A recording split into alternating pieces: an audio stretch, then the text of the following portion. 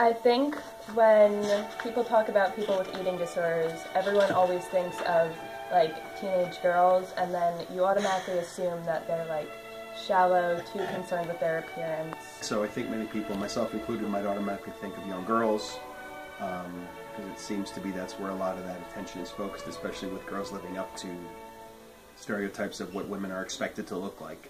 But I don't think it has to be narrowed down to that category. I would want to help them seek out help, find out what their thoughts were and their concerns were, to make them feel this way, and to try to get them the help they needed to overcome that problem. So yes, like if somebody if somebody's like, oh, that person has an eating disorder, like you kind of automatically think that they're anorexic or something like that. Like help them, and you know. Disorders, I think the ones that are most publicized are handled a lot better. I think the new frontier of eating disorders are the non-traditional eating disorders, like anorexia and bulimia in boys and men, and that type of scenario. So I think that for me, when I think of it, it's more of a problem of the shame of overcoming men and boys thinking that I'm tough and I don't need to deal with that issue.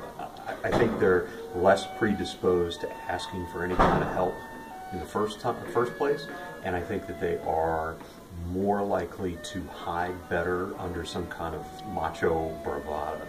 So for helping people like that, especially thinking about guys for some reason, because I think it's just less diagnosed and less out there, it's more closeted, if you would. I think for them, it's definitely a one-on-one, protecting them from thinking that I'm judging them, expressing problems that I've had in my life with however I can link. And I haven't had an eating disorder in my lifetime, but everybody's had trauma by to be middle-aged. So being able to share that and work forward from a place of support and individual connection without a lot of judging or without a lot of fear of exposure, I think is the best way to help that. I would help them in some way, like help them tell their parents, and help them get serious help, like maybe a therapist, or take them to the doctor and get it all settled. Many people have many different disabilities in life, and everybody has their own thing. Individuals who have eating disorders are unfortunately mental illnesses that need to be addressed and taken care of. Nobody can go through an eating disorder on their own or try to fix themselves on their own. They need to have treatment.